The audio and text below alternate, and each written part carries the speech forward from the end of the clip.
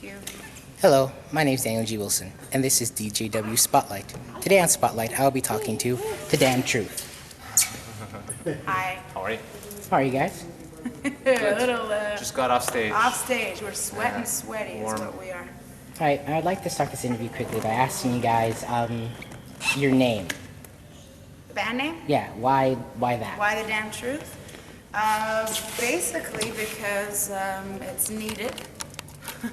Because it's important to hear it and have it told and speak the truth as much as possible. Cool. That's the serious answer. The other answer is that we were thinking for a very long time trying to come up with a great name, and Tom, our guitarist, just one day just said, "That's it. It's the damn truth." So that's it. Very cool. So tell me, I'm very curious as well. I hear that the start of your band involves nudity. Oh yeah. Explain that. Tom and I met basically in a hippie commune, and so we were basically naked the first time we met. How about that? That's kind of it. Well, I mean, nothing's wrong with nudity. We love nudity. So does he.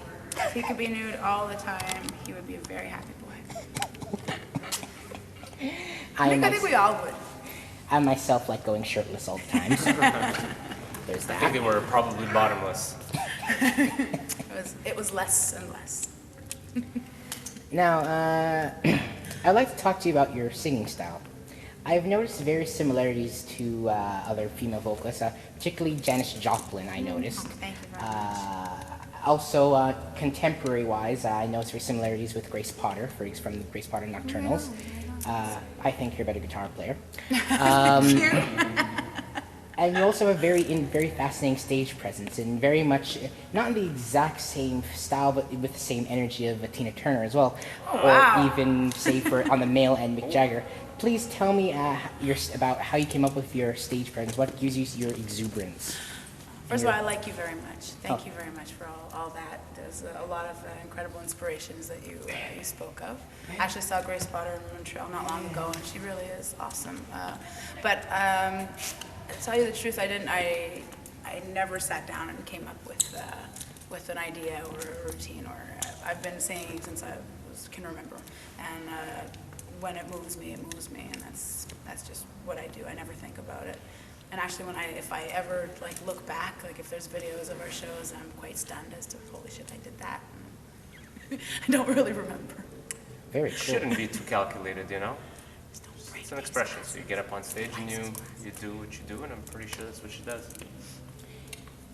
You guys describe yourself in various ways as Fleetwood Mac, except with more sexual tension.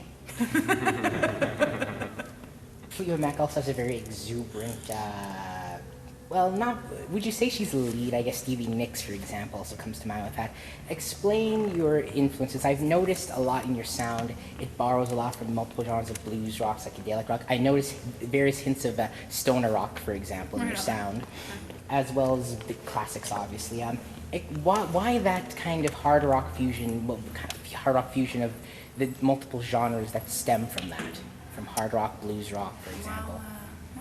It's natural when different people come together to collaborate on something that somehow over time you find a way to meet somewhere in the middle. So you have blues rock and classic rock and hard rock and there's elements of R&B and lots of stuff that comes together because the four of us have different influences. Some of us come from different parts of the world. We grew up in different places and we've gotten to know different music. We're all musicians and we've all studied our instruments in different respects, and it's just the intersection of everybody when allowed to be free and natural, which I think is something that this band tends to do. This is what happens, this is what you got, you know? So that's where all the different styles sounds. Again, I don't think it's very calculated. It's just because, this is stuff that inspired us when we get together and write a song or jam things out. Sometimes, Tom will come up with a crazy riff, and it might come from blues, and it might come from his days of, dazed and confused Psychedelia. So yeah, it could be, could be anything. It's also important for us to go somewhere and not stay someplace. So we've released material. We're gonna release new material. The new stuff is different. Hopefully, in the future, we'll go new places still. It's important to evolve, to learn, to grow, and to go. Very cool. Oh, and also from the bands that played earlier, Dean from Huge Cosmic says your guitar player has a very nice shirt. Awesome. Nice. I'll let him know. Okay, now you came from Montreal to Mississauga. How are you liking the city? Yeah, as we told you before, this is basically what we've seen of the city. So we came in, we saw the fountain, my son ran into it naked, and it was awesome. And it's really fun to see like all of the multicultural happenings around us. And, The event is a good event. yeah, it's been really fun. Everyone's been welcoming. That's Awesome. the shirt. When You can come say hi. They just talked about your shirt. you got a few compliments on your shirt. Dean from Huge Cosmic says you have a nice shirt. Thank you.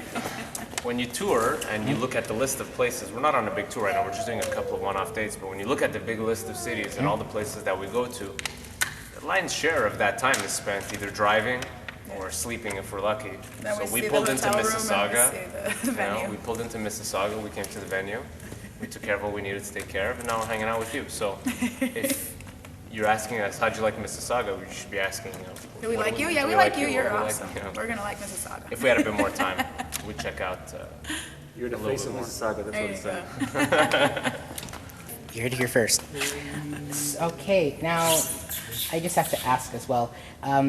You are a mother as well of your lovely son, and I must say, how has being a mother affected you in your work, in your writing? That's a huge question. It's quite incredible because on one hand, for 9 months while carrying him, we were writing an album and recording. So I was recording sometimes like belly up in bed with a microphone, recording like demos and like thinking of all of the fact that he's in there listening to songs for the first time, like hearing the music before, whatever, witnessing it that way, and then like coming into this world already knowing all these songs. So that's pretty crazy, all that, and having him come along on tour, this is really great. Then there's the other side, which is like, I guess it's more about songwriting. yeah. And Go ahead. He's I jumped the in. father, by the way. Congratulations! Thank you very much. A very lovely son. I guess before you had kids, I think for us, you only have to really deal with yourself, and I think we're much more forgiving on ourselves. We can deal with much more shit and problems, and kind of like just say, hey, I can deal with it, no big deal, whatever. But when you have a kid and you feel like that you have to protect it, and I really wish for a better world. So that definitely affected songwriting in a big sense. Very Hoping for a better world for my kid. Very cool. Now, my last question actually will refer to your guitar style as well. Very cool. Thank you. Explain how you developed the guitar style. It's very much a mix of all the genres that stem from from the blues, for example, over the past 70 odd years. I know it's hints of psychedelia, classic metal, stoner rock, and even modern folk garage rock, for example. Explain that. I was never the kind of player who kind of sat down and learned songs one to one. Like I never learned all the notes in the solo and stuff like that. So I remember when I learned how to play guitar, I listened to stuff that I really liked, and I tried to imitate it, but it didn't sound anything like that. And it kind of created my own style. And I went to a bunch of teachers, and they all said my playing is wrong. And I just, I think it's right, and I think it's pretty cool. And Yeah, they did that to me when I went for like voice lessons, exactly the same. You have to stop singing for 2 months and sing only in my lessons. Restart, yeah. And start from scratch. Like, no, thank you. so that's, if that at all answers your questions, I just do what feels good. Very cool. All right. Do you guys have any final words to the people? For the people. Yeah, check us out whenever you can, and make sure to come see us the next time we're around. We'll love to see you. Come on the shows. All right. Absolutely. Keep Thank in you. touch. Thank you so much. Thank you, guys.